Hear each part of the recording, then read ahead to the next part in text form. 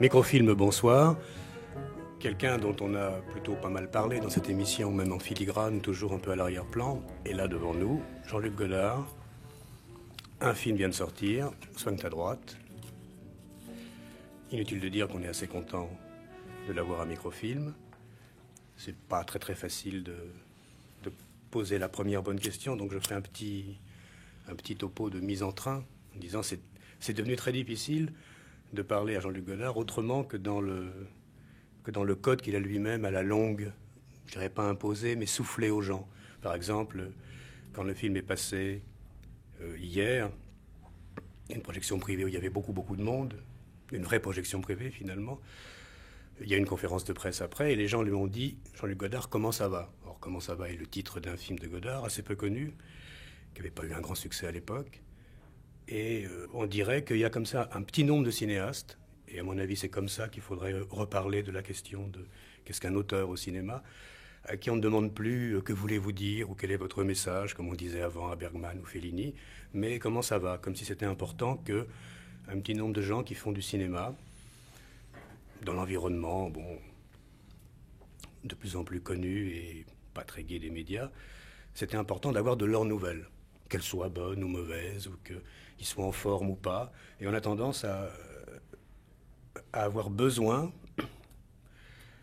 qu'ils fassent des films pour donner à la fois des nouvelles d'eux et des nouvelles du monde, puisqu'ils regardent un petit peu plus le monde que ce qui nous en parvient dans les médias. Donc, je jouerai le jeu et je dirai, Jean-Luc Godard, comment ça va ? Moi, j'ai le sentiment que ça va plutôt bien. À part la fatigue, oui. À part la fatigue, oui. Tu as parlé, par exemple, de la forme physique. C'est quelque chose qui te... Oui, là, qui te tarabuste beaucoup. Ah je m'aperçois, oui, que j'ai un peu...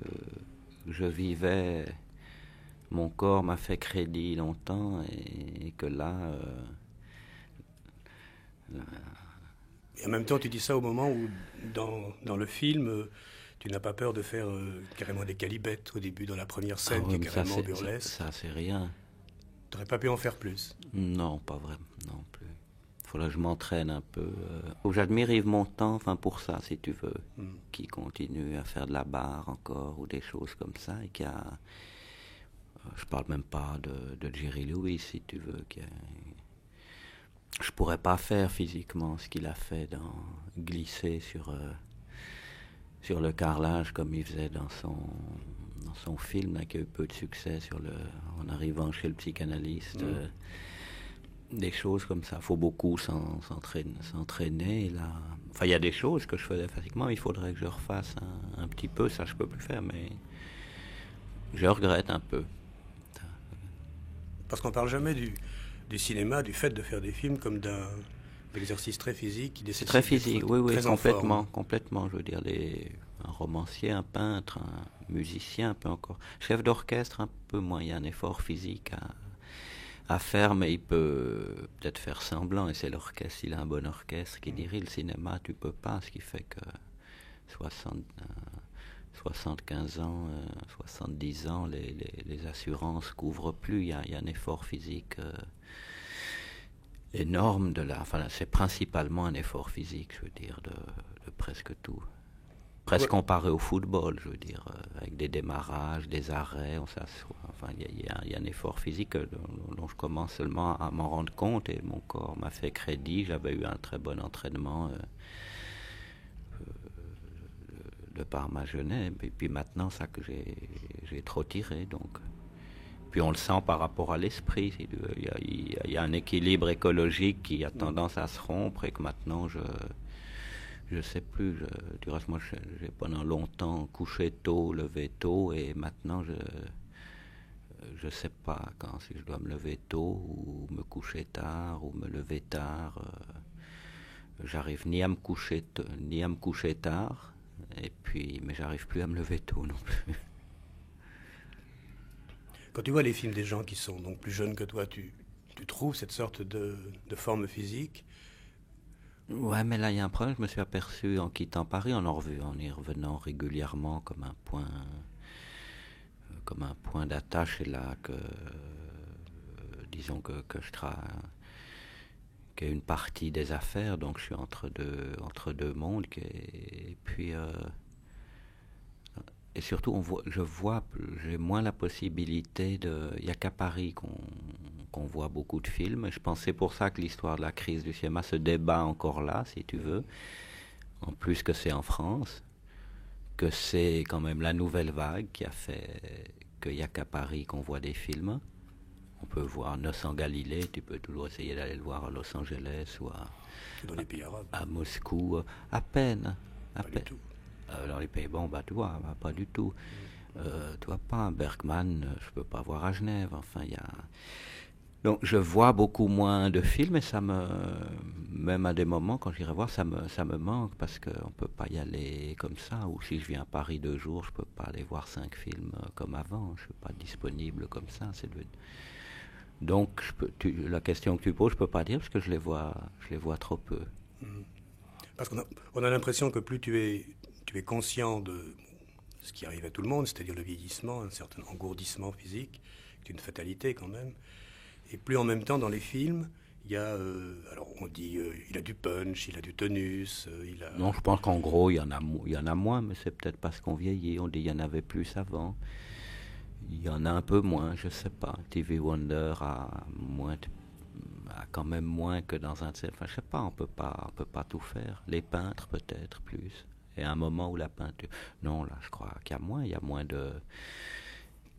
Et il y a une loi, les films autrefois pouvaient être jeunes, mais ils ne s'adressaient pas à la jeunesse. La jeunesse y allait, la vieillesse aussi, et surtout l'âge moyen. Les gens d'âge moyen, aujourd'hui, ne vont plus au cinéma, et ils vont à la télévision à corps défendant, je dirais. Oui. Beaucoup plus à corps défendant, c'est pas un vrai public, mais il a déserté les salles, c'est normal, et il n'a plus les films qu'il voudrait voir. Donc, alors on cible, comme on dit, une jeunesse. Cette jeunesse représente une petite partie de la population, parce que dans le monde occidental, la démographie, etc. Donc, il y a une loi la loi de Lavoisier, tout s'équilibre. Si le public est jeune, les films peuvent plus l'être. Parce que cette question du public adulte, on n'en parle plus du tout, alors que je me souviens que c'était un grand motif de bagarre dans les années 60. On disait il faut que le spectateur devienne adulte. On parlait beaucoup d'Antonioni, par exemple, comme un cinéaste qui ne pouvait pas intéresser les enfants pour des raisons, ou même les jeunes pour des raisons de sujet. Et maintenant, on ne parle plus du tout de ce mot d'adulte. On dirait qu'on a totalement renoncé. Et ça m'a frappé dans ce énième débat que tu as eu avec une salle, comme tu sais maintenant très bien, à la fois les faire et écouter les gens et leur répondre, faire un peu de tennis avec eux. Les gens, enfin certains, criaient parce que tu leur donnais pas la séduction qu'ils attendent toujours du cinéma. Donc c'était traitez-nous comme des enfants, séduisez-nous. Mais plus personne disait ah le film il fait réfléchir, il fait penser, c'est bien. D'ailleurs, c'est toi qui faisais finalement cette réponse en disant oui je suis un chercheur. Et on dirait même qu'on a presque régressé par rapport à ça, puisqu'on ne sait pas finalement ce que serait qu'un public adulte. Est-ce que c'est même pensable, un public qui ne serait plus enfant? Non, je pense pas. Il aurait pu l'être un peu par le cinéma. Il l'a été, mais on l'a pas vraiment lu. Puis après, ça a dévié. On peut peut-être dire même les dinosaures ont disparu. C'était les vrais premiers adultes, et puis ils ont disparu parce qu'ils étaient trop grands, justement. Il y a cette phrase de Malraux que j'ai mis dans un moment que dit François Perrier, qui était dans d'abord tout le monde est plus malheureux qu'on ne croit, et puis le fond de tout, c'est qu'il n'y a pas de grandes personnes. Et que je sais pas, un des auteurs, un des chercheurs les plus tabous aujourd'hui, Picasso est connu, Einstein est connu, des choses comme ça, Freud est complètement est méconnu, alors que c'est un chercheur d'une même dimension, si tu veux, et c'est le seul qui permettait à l'enfant de garder l'enfance tout en grandissant avec son corps, et que c'est ça qui est, je crois, un peu tabou, qui fait quand on voit la politique ou comme ça, effectivement, quand on voit Enfin, nous qui avons fait du cinéma, quand on préfère Laurel et Hardy à Reagan et Gorbatchev, si tu veux, parce qu'on trouve qu'ils font mieux leur truc. Parce que l'enfance, en même temps, c'est pas uniquement, disons, les effets spéciaux, le rêve. L'évasion, c'est aussi quelque chose qui appartient à l'enfance, qui est le petit microscope, la science, observer, regarder le côté naturaliste. Beaucoup d'enfants sont passés par là, ils ont fait des herbiers, etc. Et quand on voit tes films, on dit, mais il devrait toucher cette part d'enfance-là, pas la part d'enfance, disons, que Spielberg gère de son côté, ou Walt Disney, et que nous, on fera jamais aussi bien, finalement. Que les Oui, mais Américains. eux, c'est enfance, c'est enfantillage, si tu veux. Infantilisme. C'est un infantilisme aussi, comme Mais ça. l'autre part d'enfance, l'enfant sérieux. Moi, je pense que tes films touchent l'enfant sérieux qu'il peut y avoir, disons, 10 ans, 11 ans, peut-être pas 5-6 ans, tu vois. Et même les gens qui te respectent ou qui ont fini par accepter que tu étais là, une fois pour toutes, ou qui t'admirent, ou que tu fais rire, ils ne te parlent pas comme quelqu'un qui parlerait à cette part d'enfance-là. Moi, je sais que c'est celle-là, finalement. Pour moi, Oui, mais qui ça, surnage quand je vois tes films. par rapport aux arts d'aujourd'hui, aux trucs, presque plus personne. Enfin, il y a un système d'interprétation du monde qui domine, et puis peut-être ça changera pas, je sais pas. Il y a eu des moments, je pense, certains moments philosophiques ou certains moments artistiques qui sont connus parce qu'il y avait un rapport au monde et une représentation. Je crois quand Diderot faisait l'encyclopédie ou quand les impressionnistes sont mis à peindre un coucher de soleil d'une certaine façon, il y a eu un rapport, je crois, c'était des grandes personnes. Et le public, là, souvent, n'a des fois accepté, puis très souvent, en ce qui concerne la vision, n'a pas accepté d'avoir une vision de grande personne. Mais il faut un ensemble. Après, il y a eu Freud, il y a eu le cinéma. Je crois que le cinéma, c'est mon idée, avec le muet, une partie du parlant, il y avait une vision de grandes personnes qui commençait à pouvoir être de grandes personnes, en tout cas sous forme d'une grande quantité de personnes, déjà, et qui était bon enfant. C'était une grande quantité de personnes. Bon, mais c'est des jeux de mots, mais c'est une grande qui avait un regard bon enfant sur le monde et qui, à cause de ça, pouvaient individuellement après devenir peut-être des grandes personnes. Et mon idée, c'est que l'État n'en a pas voulu. Ces personnes non plus, elles se sont défilées, si on peut dire. Tu ne crois pas que dans le cinéma, ça correspond par exemple chez nous à Tati? Jour de fête, c'est bon enfant. Playtime, déjà, les gens... Playtime, c'est déjà une plus grande personne, et cette grande personne meurt ruinée. Oui.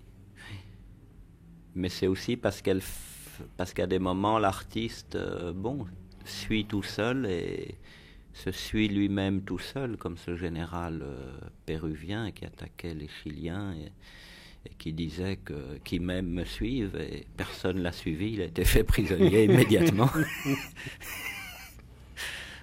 Pour parler justement de cette façon de continuer, parce qu'on ne peut pas ne pas continuer, même si on sait qu'on a moins d'énergie ou que l'environnement est moins favorable. Est-ce que ça existe pour un artisan de cinéma comme toi, finalement, pour un chercheur, pour quelqu'un qui est artiste, mais pas seulement artiste, d'où le fait qu'il dérange beaucoup? Est-ce que ça existe une sorte de vitesse acquise, où on dit on a moins d'énergie, mais on pense un peu plus vite? Je dirais on pense plus lentement, mais oui, plus vite, parce qu'il y a plus à penser. Mais on sait un peu plus rapidement où est-ce qu'on va aller. Qu'il y a il y a une vitesse de croisière. C'est ça. Il y a peut-être une vitesse de croisière, mais à des moments, on a le sentiment qu'on régresse si on reste en troisième, alors qu'on a 2 vitesses de plus, pour prendre l'image de la voiture, si tu veux. Parce que je trouve que tous tes films, depuis S'occuper la vie, donc, depuis le retour au cinéma, disons, ils sont très différents. Ils ont aussi un point commun, c'est-à-dire qu'ils ont tous la même énergie qui vient de quelqu'un qui se dit je vais moins pouvoir compter sur ce qui était le tissu du cinéma, tissu humain, tissu affectif, tissu du public, la production, tout ça, mais je vais en tirer une sorte de gaieté un peu désespérée, ou de punch, ou même carrément de burlesque.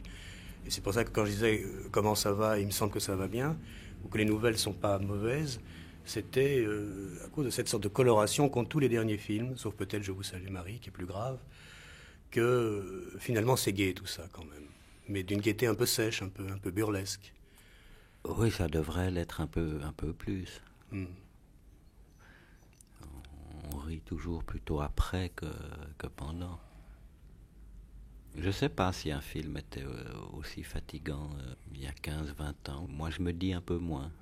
Un autre point commun à toute cette dernière série de films, c'est que...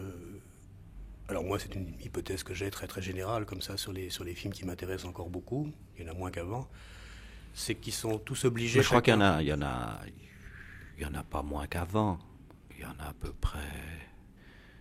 On peut toujours faire la liste des 10 films de l'année, comme on en trouve 10. Comme oui. on faisait, tu en trouves 10. Ce qu'il y a, c'est que l'élan vers eux est un peu différent. Il y a un sentiment différent, mais qui vient de l'état du cinéma par rapport à la télévision, qui n'est plus cet élément un peu principal qu'il y avait. Je crois que c'est ça. Sinon, une Atalante, il n'y en a pas une toutes les années, ou des choses comme ça. Entre 5 et 10 films, tu peux en trouver 5 ou 10, je pense. Oui, à peu près, oui. Et tous ces films, pour moi, justement, ils ont un point commun, peut-être du fait que, comme la télévision maintenant devient première dans la perception quotidienne des gens, et évidemment des gens plus jeunes qui naissent avec la télévision, on dirait qu'il reste au cinéma quelque chose que lui seul peut maintenant travailler ou chercher ou expérimenter. Il y a moins gêné. Je dirais, ce qui m'étonne, c'est que les jeunes, s'il y a, je les trouve, ils se gênent. Alors, et ça, je ne comprends pas que ça soit. Si tu prends en France, je sais pas, des jeunes des jeunes d'âge plus jeunes. Quoi qu'encore, alors moi, je me suis toujours considéré comme plus jeune qu'eux. Enfin, je me dis s'il fallait plaider un argument avant la condamnation, je dirais, mais voyez, je suis quand même plus jeune que Téchiné quand même. Je suis plus jeune qu'Assaya, je suis même plus jeune que Carax. Je pense. Et des choses comme ça. Non, mais ça vient de quelque chose, c'est que j'ai été... que vous avez peut-être suivi après, mais qui dans mon cas, vous ne pouvez pas me voir comme ça, c'est qu'on a été élevé, je dirais, chez les maîtres, et qu'on a eu un rapport au maître qui n'était pas un rapport de maître à esclave, qui devait être un rapport, disons, plutôt simple, ou quelqu'un qui peignait les pieds chez Tintoret. Je ne pense pas qu'il considérait Tintoret comme un énorme génie, plus tellement que lui, si tu veux, quand on ces tableaux où il y avait une équipe qui peignait, ou des choses comme ça. Bien sûr, il y avait, mais c'était pas comme ça. Et que moi, j'ai toujours été comme ça, et pour moi, il n'y a aucune... Ou alors, pour prendre la phraséologie grecque, si tu veux, les humains, les demi-dieux et les dieux, Nicolas Rey, pour moi, n'a jamais fait partie des humains. Moi, j'étais humain, lui, c'était un demi-dieu déjà. Mais j'avais ce rapport-là avec mes parents aussi, donc c'est comme ça. Mais c'est quelque chose qui, après, dans la vie, du moins préserve, car j'ai aucune ni fausse humilité, ni fausse admiration. Bien sûr. Contrairement à ce que tu penses, moi qui suis pas de la génération d'après, mais disons de la demi-génération d'après, la manière dont des gens comme moi ont pu voir des films, c'était un peu ça encore. Je crois que c'est après que ça s'est gâché. C'est-à-dire que on pouvait s'engueuler très violemment à la Cinémathèque sur un film de Griffith, comme si Griffith était vivant. Et on était à la fois extrêmement pieux, mais totalement dit encore récemment, ou hier immédiateté. encore, je veux dire, Max Sennett, Renoir ou Zidi, c'est de la même époque.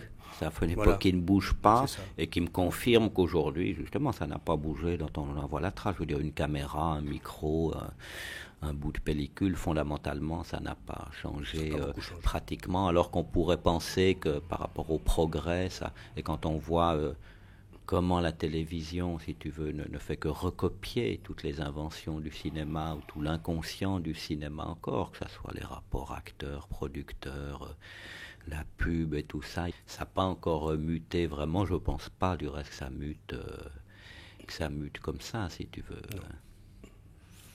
Mais est-ce que des gens de ta génération n'ont pas eu la chance, cela étant, de pouvoir prouver qu'on pouvait avoir un rapport assez simple aux gens qu'on admirait le plus. Donc je pensais à Oui, Fritz mais je crois Lang, que ça par c'est exemple. unique à la nouvelle vague. Oui, c'est ça, c'est votre génération. Rossellini ne pensait pas Griffith, il ne pensait pas qu'il était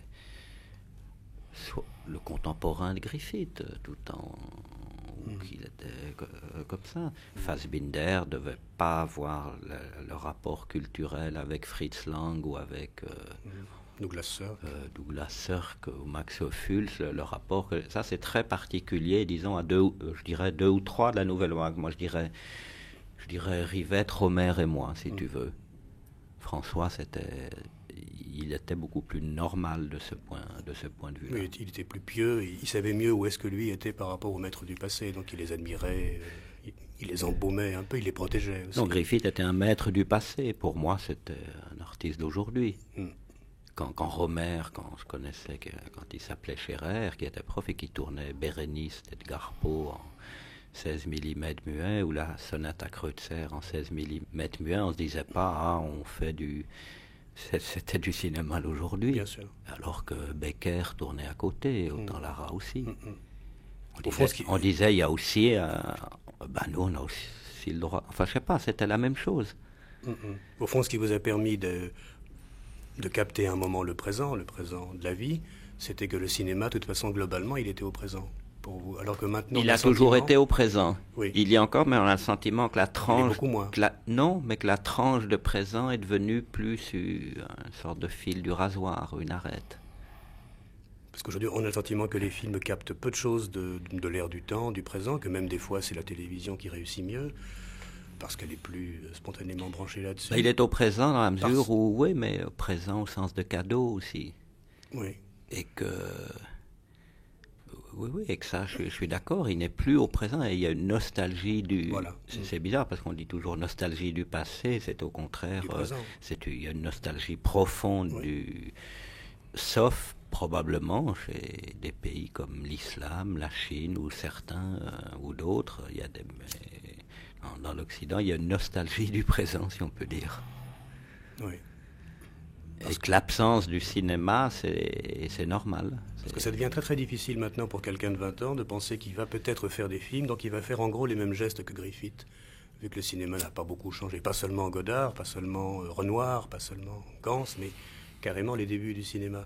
Donc ils ont tendance à tout reverser dans la culture, puis à devenir assez ignorants, au moins à la cinémathèque, assez ignares, et à se penser comme des héritiers. Mais alors que toi, tu pouvais hériter dans un rapport finalement humain, tout à fait normal avec Fritz Lang, de Fritz Lang, maintenant on hérite de l'effet Lang ou de l'effet Hitchcock. Ça a été étudié par les sémiologues, nous-mêmes on y a mis un peu la main à la pâte à un moment, au cahier. Et maintenant il y a des gens qui connaissent Hitchcock à travers l'effet Hitchcock, mais la personne d'Hitchcock appartient à une espèce disparue. Et on est donc dans une sorte de sémiologie généralisée, mais aussi de nostalgie du moment où tout ça a été perçu comme... en gros, une seule et même aventure, celle du cinéma, avec ses deux jambes, la jambe Lumière et la jambe Méliès.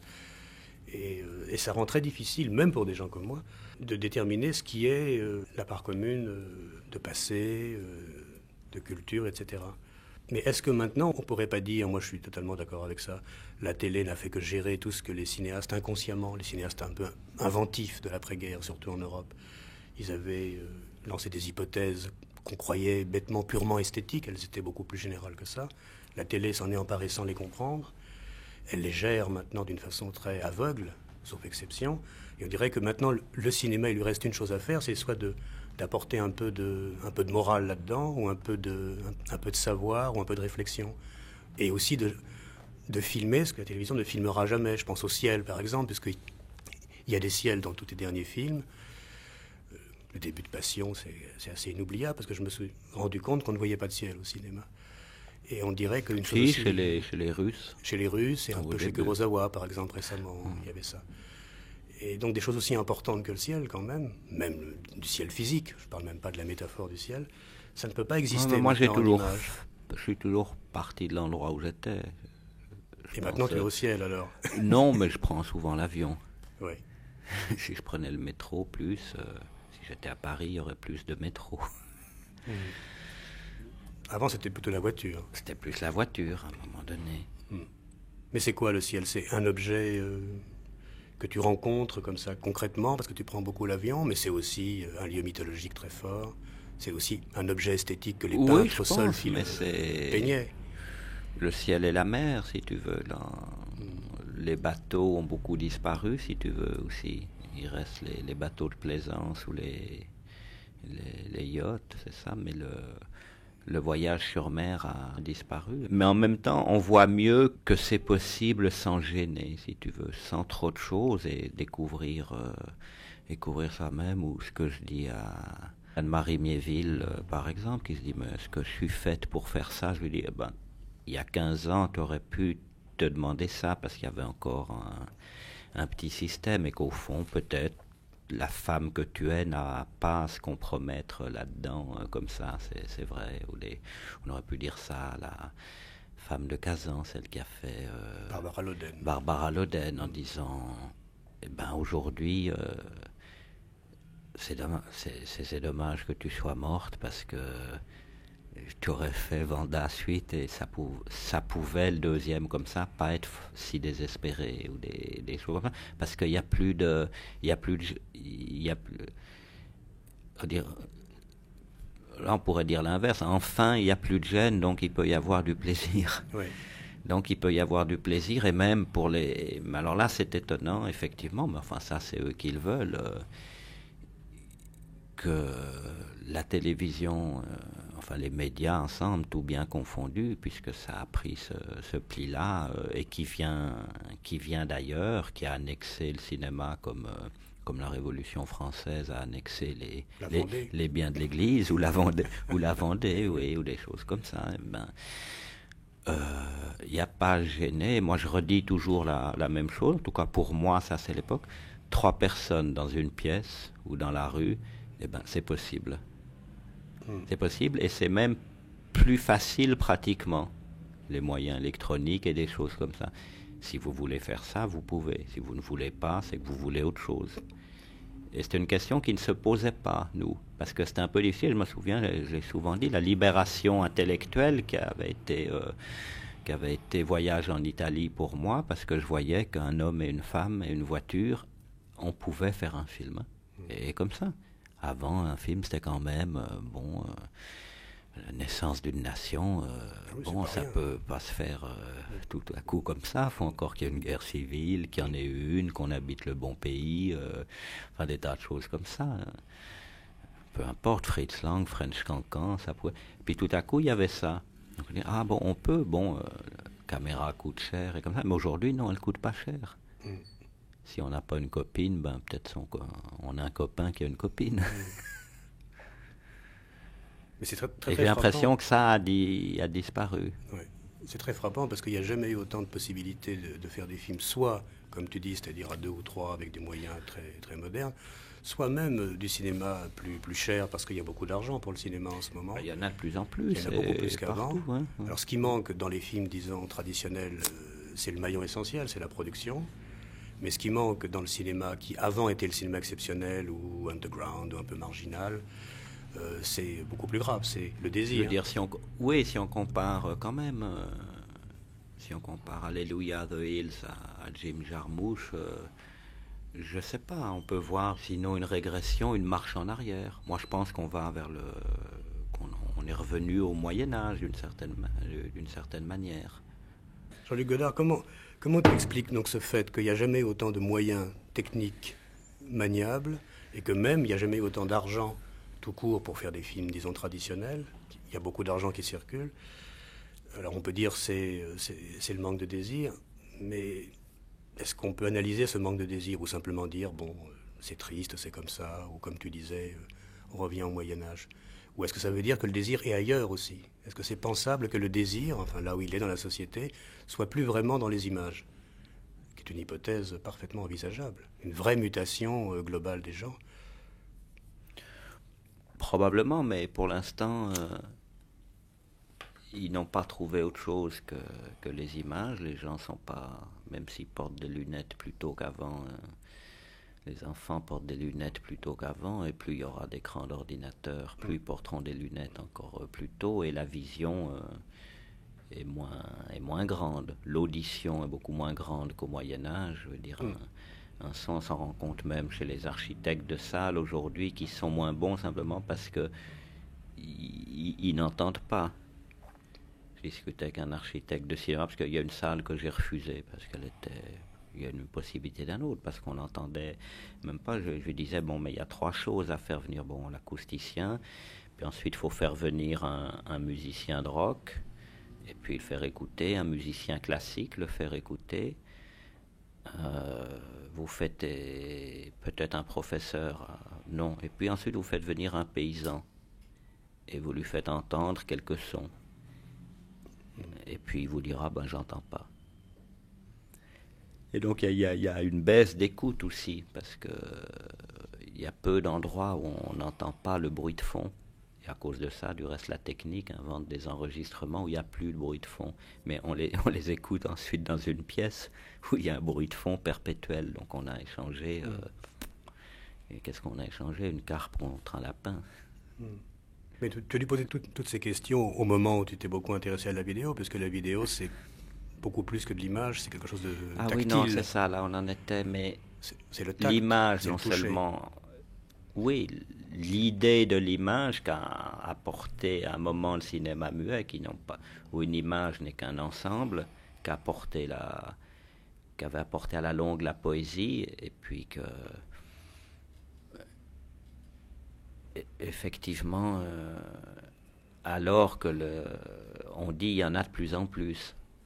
Donc ils sont un peu perdus et ils n'ont plus un point de référence. Le miroir le matin est probablement, quand on se regarde dans la glace, pour les gens, est beaucoup moins un point de référence que, à mon avis, que ça devait l'être il y a 40 ans. C'est des choses que des fois des philosophes comme Canguilhem étudiaient quand il y a des découvertes et qui regardent d'où part la découverte exactement.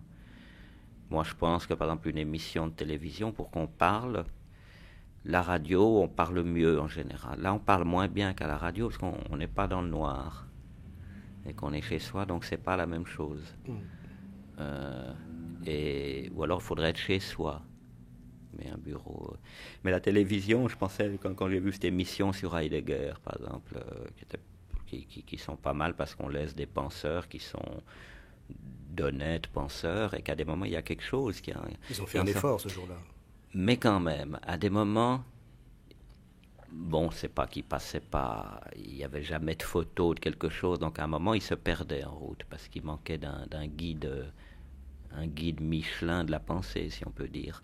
Mais surtout, je m'étais dit, tiens, moi ce que j'aurais fait, c'est je les aurais fait, bon, autour de la table. Et j'aurais essayé, sur une émission comme ça, chacun de leur mettre un grand miroir devant, ce qui fait qu'ils ne voyaient pas l'autre.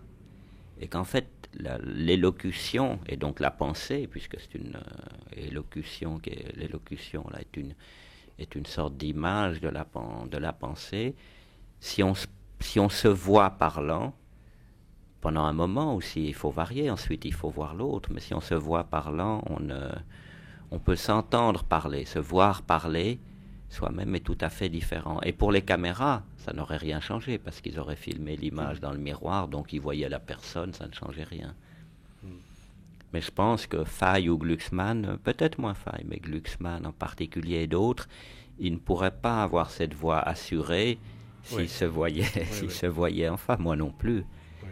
Mais dans la mesure où il a une pensée relativement ferme, elle aurait été... à la fois plus mouvante et plus ferme, et ce serait développé. Ce qui fait qu'au bout d'une demi-heure de discours, il y a des trouvailles. Tandis que là, aucun n'a avancé dans son domaine. Non. Alors ça, c'est la grande différence, si tu veux, entre le cinéma et la télévision, et qui sera toujours. Oui, oui. Même Zidi avance dans son domaine, en avant ou en arrière, mais... Parce qu'on pourrait dire que la télévision, même dans une émission comme celle-là, qui était plutôt une bonne surprise, la télévision, ça encourage les rapports de force.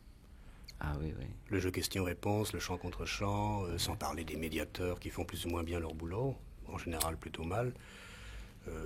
Ça aggrave simplement celui qui, Glucksmann est un bon exemple, qui peut le mieux, de manière assez péremptoire, dire voilà, je dis ça et c'est la bande-annonce de ce que peut-être je pense. Mais on n'aura jamais ce qu'il pense. Parce qu'on ne donnera jamais à Glucksmann, vu qu'il n'est pas encore... Mais le cinéma, je commence à le penser, je voulais comme ça. Le cinéma, c'est quelque chose d'agréable et c'est ce qu'aimaient bien les gens. Et c'est de la pensée. C'est de la pensée comme le monde est une pensée. Enfin, alors là, on est dans le truc le plus bête qui vient des Grecs et c'est ça. Et Aristote ne pense pas. Par contre, il dit comment il voit que le monde pense. Moi, pareil aussi. La télévision, la presse, c'est différent. C'est du discours disons politique sous une certaine forme. Oui. Et la télévision, c'est des canaux qui transmettent ça. Et du reste, ils l'avouent enfin franchement. Oui, oui. Ils le disent tout à fait franchement. C'est autre chose. C'est même fait pour vendre. C'est pas du tout la même chose. Moi, je sens une angoisse dès qu'on parle. Une angoisse très grande. Les seuls gens avec lesquels on pourrait vraiment discuter, mais ils sont dans une telle discipline, je trouve, c'est les analystes honnêtes. Des gens comme Dolto, je parle de l'exemple le plus connu. Et bizarrement, on ne peut pas parler avec eux parce qu'ils sont dans une telle direction de parole que toute conversation est futile. Ils ne peuvent parler qu'au moment de la guérison, au moment de l'acte. Mais après, on ne peut pas. Et moi, je le dis, le cinéma est fait pour ça. Et on ne peut pas. Oui, c'est un petit peu ce que je disais. Je veux dire, Dolto, quand j'ai parlé avec elle, puisque c'est parti d'un scénario d'elle, Je vous salue Marie, elle m'a bien fait comprendre, mon jeune garçon, à vous de vous analyser. C'est-à-dire, soit vous venez chez moi, ou chez ma fille, ou chez un tel, vous faites votre analyse. Mais si vous venez me parler de votre film...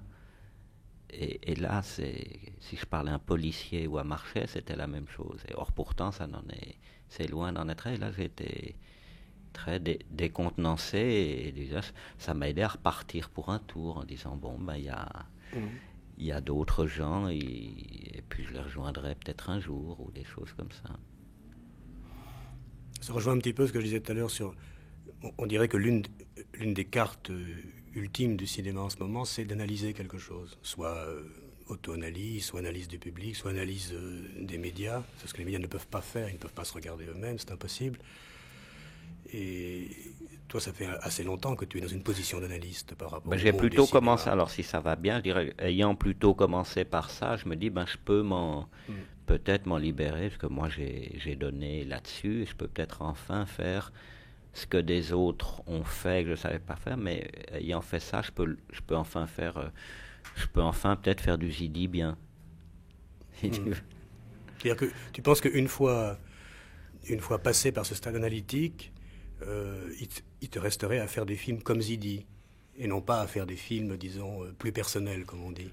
C'est-à-dire à revenir à un genre, à quelque chose de codifié. Il ne faudrait pas dire Zidi, il faudrait mieux dire, je sais pas, Delberman ou... Oui, enfin, c'est du cinéma quand même industriel, finalement. Tu es passé par un long détour... Oui, mais il ne peut être que ça. J'ai fait beaucoup avant de ce qui en informatique s'appelle les logiciels. Eh bien, je peux passer peut-être et qui font des programmes. Eh bien, ayant travaillé beaucoup sur le programme, je peux faire des logiciels autrement. Qui fait qu'on peut faire d'autres programmes, ce qui est quand même ce qui s'appelle la recherche fondamentale, mais en narration. Je me sens plus proche je peux peut-être arriver à commencer, et c'est le fait du reste, à lire Mallarmé, sérieusement, et à me... Bon, donc on a évidemment effleuré 50 problèmes essentiels.